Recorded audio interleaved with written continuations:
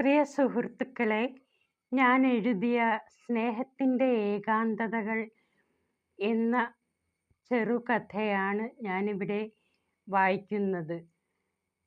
സ്നേഹത്തിൻ്റെ ഏകാന്തതകൾ. 2 വർഷങ്ങൾക്ക് ശേഷം അമ്മയെ കാണാൻ വൃദ്ധസദനത്തിലേക്ക് നിർമ്മല യാത്രയായി. തലേന്ന് ആസ്ട്രേലിയയിൽ നിന്ന് എത്തിയതേ ഉണ്ടായിരുന്നുള്ളൂ. പഠിക്കാൻ മിടുക്കിയായ നിർമ്മല പഠനത്തിനും പാർട്ട് ടൈം ജോലിക്കുമായി ആസ്ട്രേലിയയ്ക്ക് പോകുമ്പോൾ വീട്ടിൽ തനിച്ചാവുമായിരുന്ന അമ്മയെ വൃദ്ധസദനത്തിലാക്കിയിരുന്നു.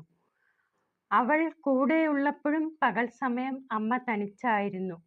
അച്ഛൻ്റെ മരണശേഷം അല്പം മാനസിക വിഷമം അമ്മ അനുഭവിച്ചിരുന്നു.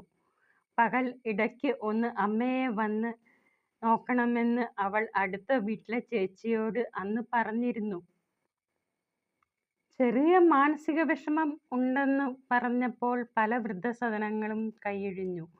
എങ്കിലും അവസാനം ഒരു വൃദ്ധസദനം അമ്മയെ ഏറ്റെടുത്തു.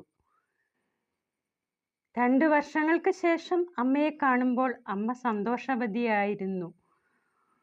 നിഷ്കളങ്കമായി അവളെ നോക്കി പുഞ്ചിരിച്ചെങ്കിലും അധികമൊന്നും സംസാരിച്ചില്ല. അമ്മയെ തിരിച്ചു കൊണ്ടുപോകാനാണ് ഞാൻ വന്നത്, നിർമ്മല പറഞ്ഞു. വേണ്ട, ഞാൻ ഇവിടെ തനിച്ചല്ല, അമ്മ പറഞ്ഞു. എന്നെ ഇവിടെയുള്ളവർ വളരെ സ്നേഹിക്കുന്നു. അവിടെ വന്നാൽ എൻ്റെ ലോകത്ത് ഞാൻ തനിച്ചാവും. നിന്റെ ലോകം നിനക്ക് മാത്രമായി ഞാൻ വിട്ടു തന്നിരിക്കുന്നു. ആകെ പകച്ച് നിർമ്മല നിന്നപ്പോൾ അമ്മ യാത്ര പറയാതെ അകത്തേക്ക് നടന്നു. എൻ്റെ കഥ ഇവിടെ അവസാനിക്കുന്നു.